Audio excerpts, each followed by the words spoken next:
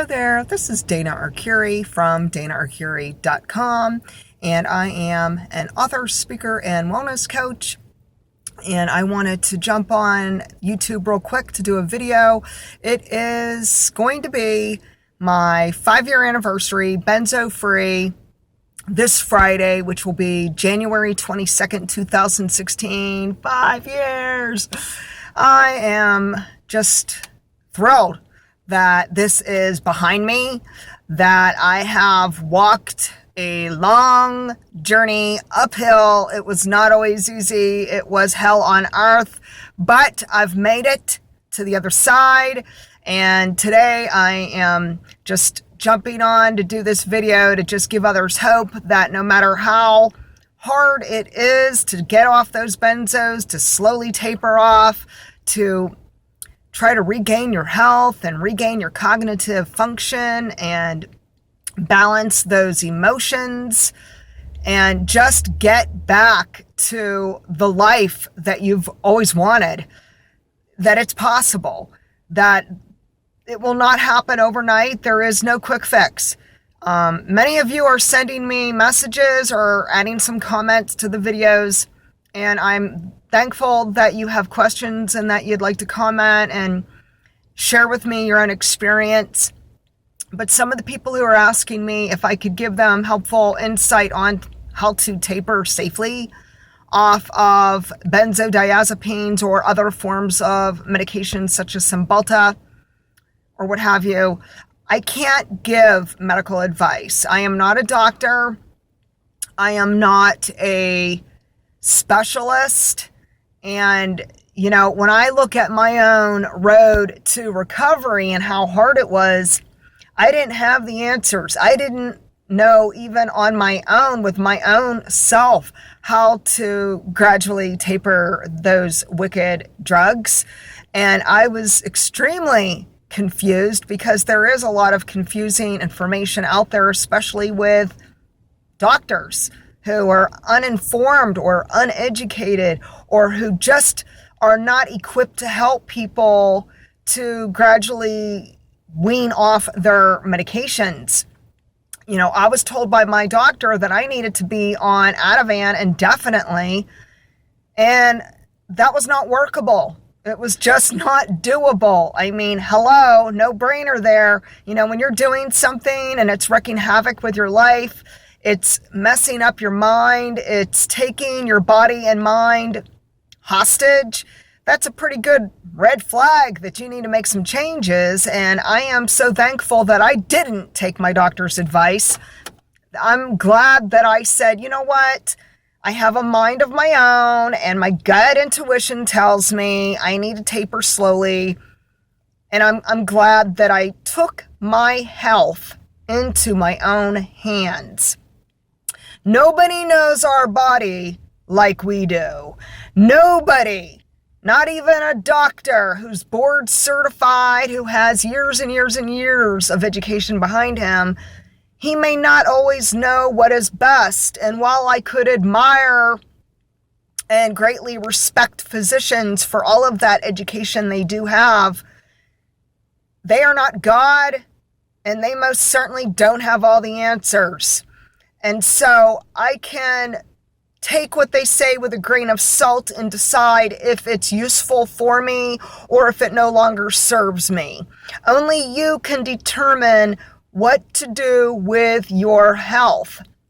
If you allow someone else to dictate to you how to live and how to function, and they dictate to you what to do, how to do it, when to do it, why to do it, and they think they know it all, you may find yourself at a dead end. You may find yourself very sick and tired of being sick and tired. And if that's you, then I ask you today, are you willing to take back control of your health? Don't you think you're worth it? Don't you think that your future is worth it? It's not easy because there is a battle. There is a battle for our body and there's a battle for our mind. And it's not for those who are going to constantly follow every single thing their doctor recommends. And while I can give a disclaimer here, here's my disclaimer. I'm not a medical physician. I'm not claiming to be a medical specialist. I am not claiming that anything I say or anything I recommend is something that you should try or to do, because there's nothing I say that can cure you or treat you. However, I am saying it's okay to become the CEO of your body and mind. And one great place to begin is nutrition. The one place that you can take back control today is what you eat, what you consume, what you put in your body. And we're talking everything. We're talking, look at the ingredients of everything you use, including personal care products such as deodorant, because it contains aluminum. And there's many ingredients in deodorant. There's many ingredients in personal care products. There's many ingredients on the grocery store shelves with our foods and beverages that are toxic, potent, unhealthy chemicals. And unfortunately, we live in a world where they're not looking out for our best interest, okay? We live in a world where it's all about making a big buck. Big Pharma's making a big buck. The government is making a big buck. Everybody's out to gain wealth, even if it means that others may die and lose their lives and lose their health in the process. And while this can be sounding quite harsh, especially to those who haven't walked the same hellish walk that I have, it may be hard then to understand. It may be difficult to really relate if you do not have a similar situation. And so if you're in good health, you may not relate. If you've never been very sick and you've never been debilitated, if you've never ever gone through wicked tapers that are worse than heroin and street drugs, you may not really understand it. You just may not get it. And that's okay. Everyone is different. Everyone has a different journey to walk. You know, some of us have a tough road ahead of us. And I'm just thankful that I kept on walking. I'm thankful that I didn't give up hope. I'm thankful that I said, you know what? Something has to change, and it begins with me. It doesn't begin with my doctor. It doesn't begin with my pharmacist. It doesn't even begin with my mother, my father, my church, my friends, or anyone else. Because you know what?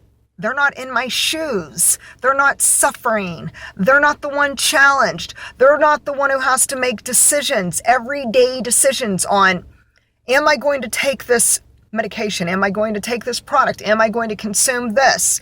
Am I going to struggle and have long-term consequences?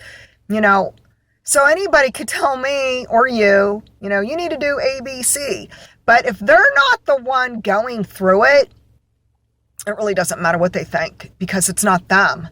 You know, it's like if I talk to someone and they've gone through something similar as myself, I am more willing to hear them out. I'm more willing to hear their story on how they regained their health. I'm more willing and open to hearing, any suggestions they have.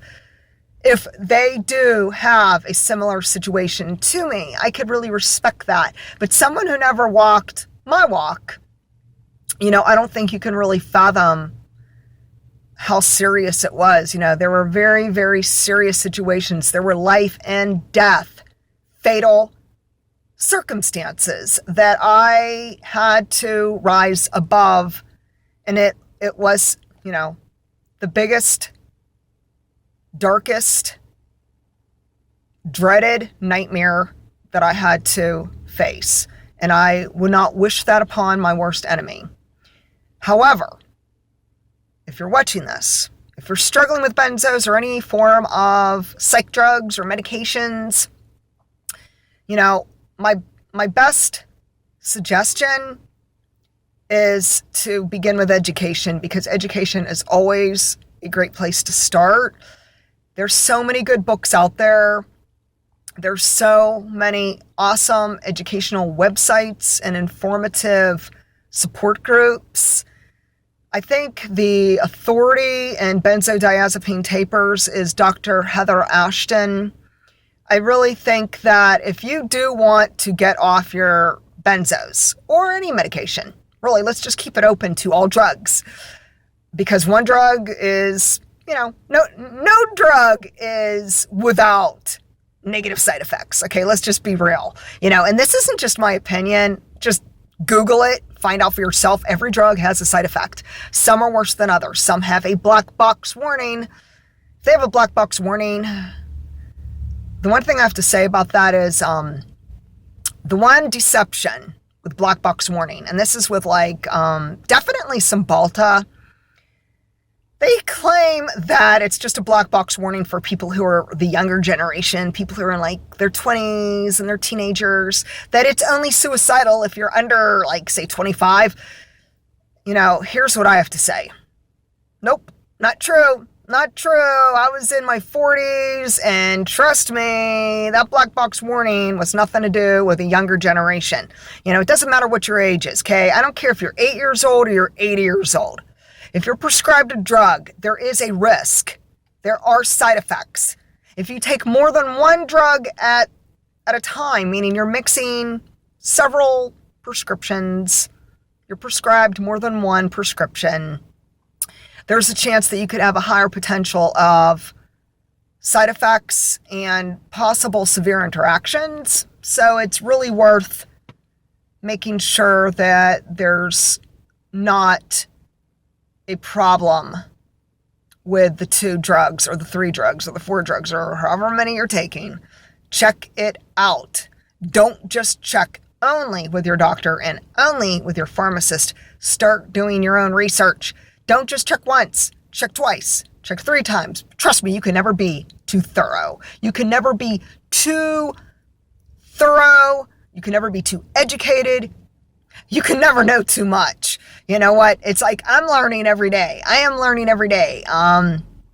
Something I'm learning is just because I'm free of benzodiazepines for 5 years, that doesn't mean I'm scot-free of possible challenges in the future. I mean, hey, I have friends who were off the drug for over 10 years, and holy cow, they were prescribed an antibiotic, and lo and behold, life turned upside down for them, and they ended up back in a weird benzodiazepine withdrawal. Their life turned upside down for over 1 year. They're still trying to dig themselves out of that dark pit, and it doesn't make sense. I mean, I look at the big picture and I'm like, how can that be? How can that be that you could be off of a drug such as benzodiazepines for 10 plus years, and then your doctor prescribes you an antibiotic, and you're back into a benzo withdrawal, and you are sucked in to this hellish nightmare? Wow. So I never think that I am scot-free and I'm out of the woods forever. I don't, because I believe that anything can happen. And the thing with benzos, there's just not enough knowledge out there. There's just not enough information to back up the crazy things that can happen even when you're free of the drug, because there's all these other drugs. I mean, hey, there's times you might have to get an emergency surgery. Maybe you're in a bad accident and you end up in the OR, and you don't have a choice. You have to have surgery. And then those doctors and anesthetists give you a benzo-related drug in your IV, and hello, withdrawals. I've had oral surgery cause me huge problems. I've had outpatient surgery, several outpatient surgeries since this whole benzo deal. And I definitely faced some really bizarre symptoms that followed. And people may have thought I was crazy, like, no way, you've been off that drug, it's not in your system, there's no way you can have a problem with benzos. But I kid you not, I've gone through it myself. And so I am extremely excited that at least I'm past the beginning stages. I'm past the early nightmarish moments. When you're just beginning the taper, and then you're going through the most disgusting panic attacks, nightmare after nightmare, physical and emotional and cognitive symptoms that are just taking you hostage, and you want to die, really. I mean, I'll be honest. I mean, many times I thought, I don't know if I want to live. Just don't know if I want to live. And because when you suffer and you suffer to that extent, that's not living. That's not living. And while I am so grateful that, I'm alive and I made it this far, and that I have been really cleaning up my life, cleaning up my health, taking back control over my physical and emotional and cognitive well-being, that I take health so passionately, I take it so seriously. And, others might think, whoa, she's really, a little too intense when it comes to that. But you know what? Those are the people who didn't live, the challenges with benzos. Those are the people who didn't have to suffer. They don't understand. But if you are suffering, I trust that you get it. And, that's all that counts, is that there are people who are walking the same walk as you, or they're walking a similar walk as you, or maybe they've been through it, or maybe they're going through it. And so we can relate to one another. We could respect one another. We could be praying for one another and, cheering each other onward to seek healing and health and hope. And so anyways, I just really pray that if you are looking to have a safe taper, I really, really, really wish I could help you, but I can't. I am not a doctor. I can't help you. All I could say is if you want to read my book and gain some kind of wisdom and insight, that's great. That's fine. But I don't have easy answers because it was never easy for me. I still sometimes question how in the world I made it out alive. Because, my taper was fast and furious. 4 days is just not fast. It's just not. 4 days is not right. 4 days is crazy. 4 days, that medical facility should be ashamed of themselves because I could have died. And you know what? I think sometimes that maybe God allowed me to go through this because he knew that I could use this mess that my life was in. I could use this rock bottom moment and I could give others hope and I could be there at least to encourage people. And sometimes I think God does. He does allow it. He doesn't make it happen. Okay. God's not responsible. He's not responsible for it. But God could take something that was meant for evil and he could turn it around for good. He could turn it around for something positive, and he can use something such as these wicked withdrawals and horrific benzodiazepine experiences, and he could really help us to reach out to be there for other people who are suffering.